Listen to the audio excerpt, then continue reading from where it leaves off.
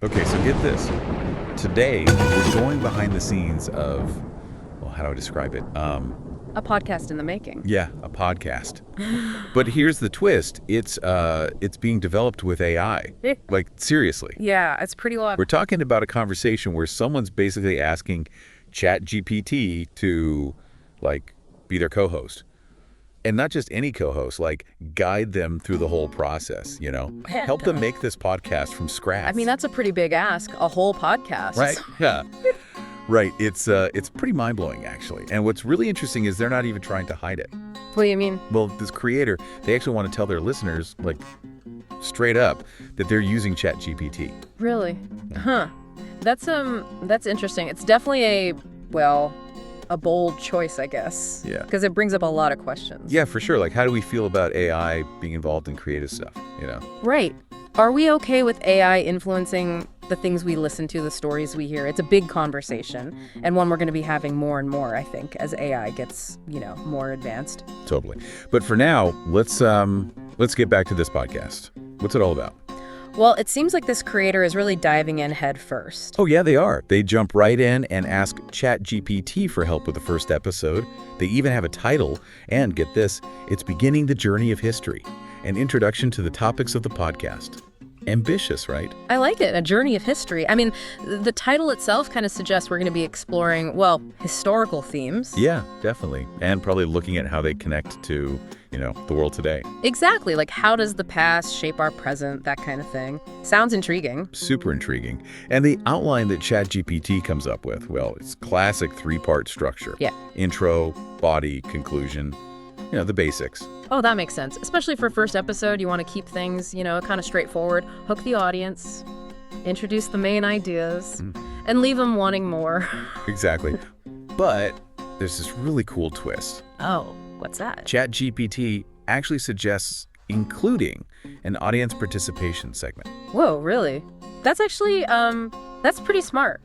Because it's not just about, giving information. It's about creating a community around the podcast. Absolutely, right. Which is super important for any new podcast. Building that connection with the listeners, making them feel like they're part of something. I agree. So what kind of topics are we talking about here? What's on the agenda for this podcast? Okay, so brace yourself, because it's a pretty diverse mix. ChatGPT suggests the life of Nelson Mandela, then the golden age of science and philosophy in Andalusia. Oh, and the impact of wars on African societies. Wow, okay. That's quite a range. Right. It jumps all over the place, but in a good way, I think. I see what you mean, because even though those topics are super different, there's definitely a common thread running through them. What do you mean? Well, they all touch on these themes of struggle, resilience, and the impact of the past on the present. It's really clever, actually, because it ties the whole podcast together. It gives it a sense of purpose, I guess. I see what you mean. And it's not all serious either.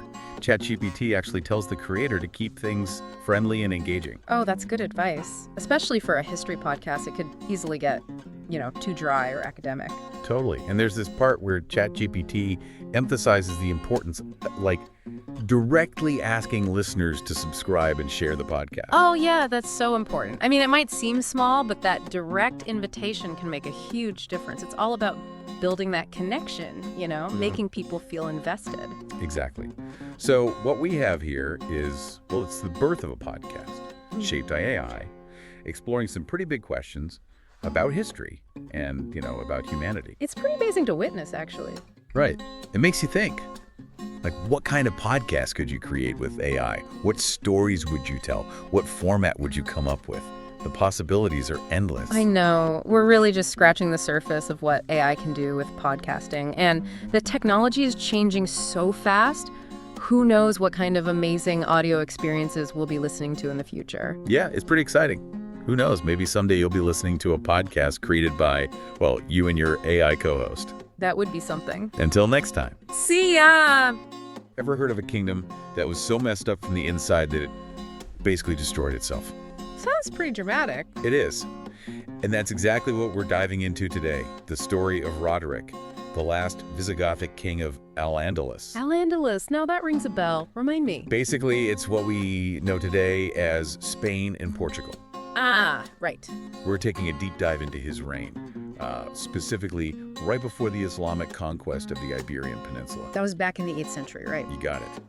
And we're talking political rivalries, betrayal, a desperate plea for help, and a battle that completely changed the course of history. All the good stuff. All the good stuff indeed.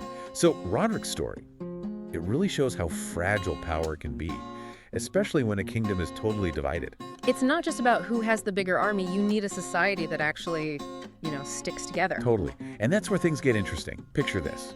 The year is 710 AD. King Witiza kicks the bucket, and Roderick takes the throne. But Al-Andalus, it wasn't this nice, unified kingdom. More like a bunch of squabbling factions, right? Exactly. We're talking a whole bunch of Visigothic tribes, all competing for power, each one wanting to be top dog. That's got to cause some serious headaches for a new king. Oh, absolutely. And this constant infighting, it meant the central government was super weak. I bet collecting taxes was a nightmare. You can say that again. And forget about raising a decent army. Al-Andalus was basically wide open to attack. Talk about vulnerable. And that's not even the worst part. Roderick also had to deal with all these power-hungry nobles within his own court. Oh man, scheming and backstabbing. Sounds like a soap opera. It kind of was. Ambitious nobles constantly plotting to expand their influence.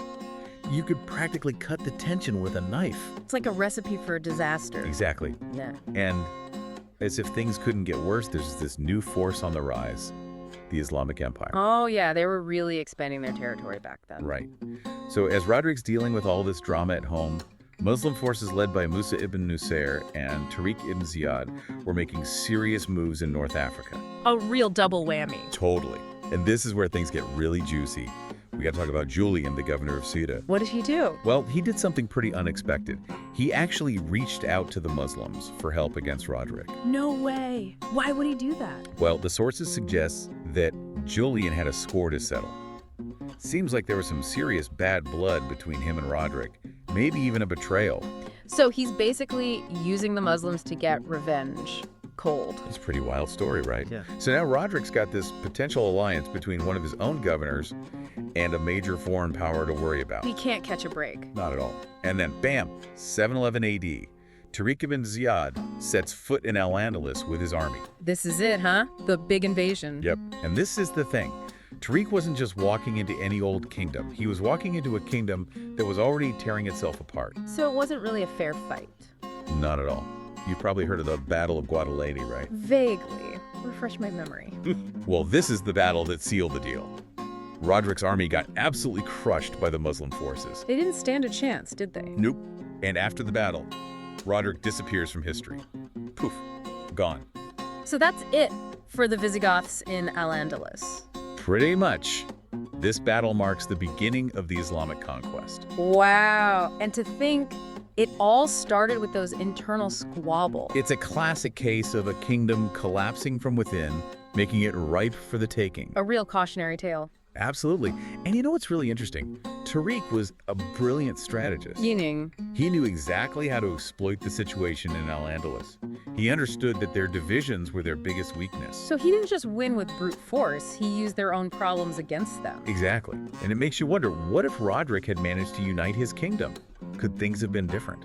That's a great question. Maybe he could have held off the invasion. Or maybe not, who knows? We'll never know for sure. But the fall of Roderick and the rise of Islamic Spain is a seriously pivotal moment in history. It's a story about intrigue, power struggles, and a whole civilization being transformed. And I gotta say, it makes you think about how internal conflicts can have massive consequences, even centuries later. It really does. It's like sometimes our biggest enemies aren't the ones on the outside, but the divisions we create among ourselves. Well said. And that's a wrap on our deep dive into the fall of Roderick. Until next time. Until next time. So today we're diving into something pretty epic. Islamic Spain. Yeah. Al-Andalus, as it's known. Right. And it's a period, from the 8th century all the way up to the end of the 15th. Wow. 1492. Yeah. And it had a big impact, not just on Europe, but on the whole Arab world too. Absolutely. So it's this story of, ambition and intellectual achievements. For sure. And ultimately loss as well. I mean, I think one of the things that always fascinates me is how this civilization, it starts with a conquest. Right. But then, it blossoms into this beacon of knowledge and Yeah. culture. It's true. So let's actually start with the conquest itself, right? Okay. 711 CE. Yeah. We got this Berber general, Tariq ibn Ziyad. Mm-hmm. He leads a force across the Strait of Gibraltar. Right? And pretty quickly, the Visigothic kingdom, which was ruling Spain at the time, Mm-hmm. just collapses. It does. Why? Yeah. What happened? What were the factors that led to such a quick takeover?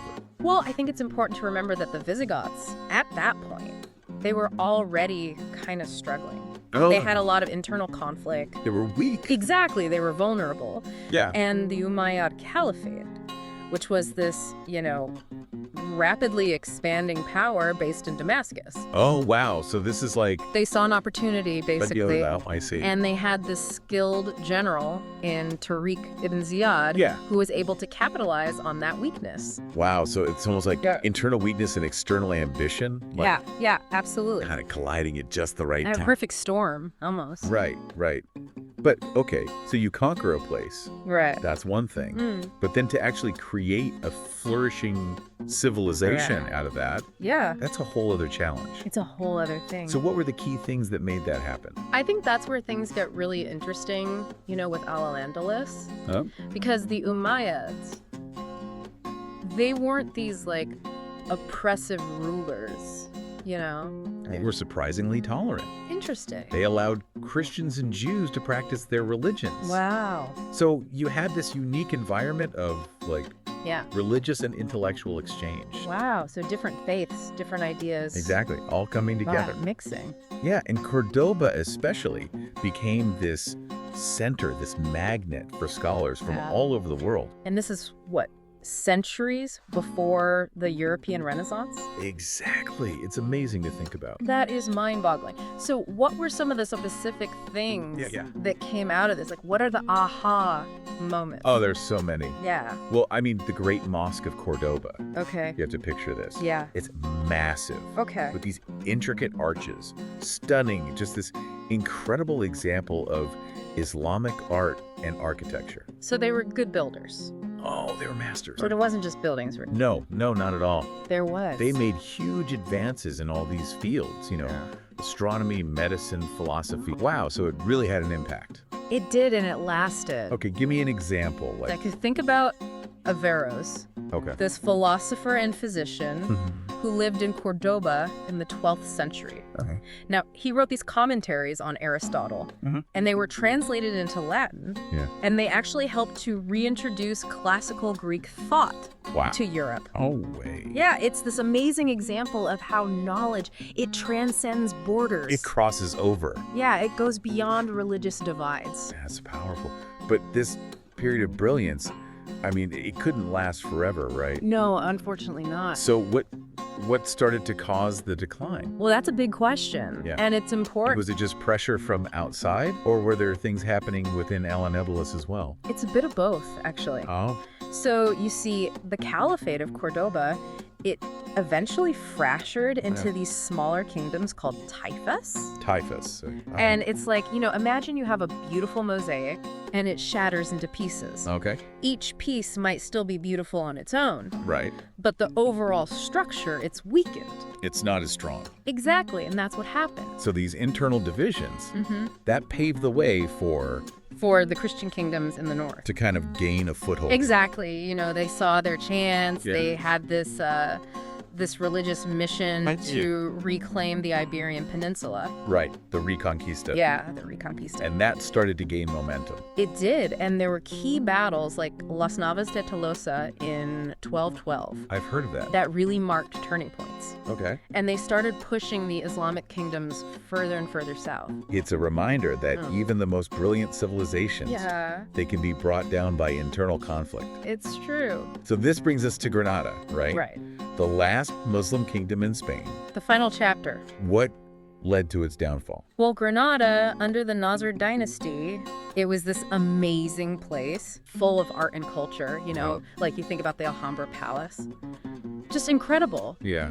But they were under constant pressure from Yeah. the Christian kingdoms Right. who were, getting stronger and stronger. And the final blow came in 1492. That's a big year. Yeah, it is. What happened in 1492? Well, after a long siege, the Sultan Go Abdil, he had to surrender. He surrendered. Yeah, to Ferdinand and Isabella. Wow. That's a poignant end to a really vibrant chapter in history. It is. So, after Granada falls, Yeah. what happens to the Muslims in Spain? It's a complex story, Yeah. and often a tragic one. Okay. Many were expelled. Oh, wow. Others were forced to convert. So they lost their homes, their faith. It was a difficult time. Yeah, it's a reminder of the human cost Yeah. of conquest and religious conflict. But even with all that loss, there's got to be a legacy. Like, what can we still see today? I mean, the influence of Al-Andalus, it's woven into the fabric of Spain. Just look at the architecture, the Alhambra, the Mezquita of Cordoba. Yeah. These aren't just buildings. They're testaments to this amazing cultural exchange. Yeah. And even the Spanish language.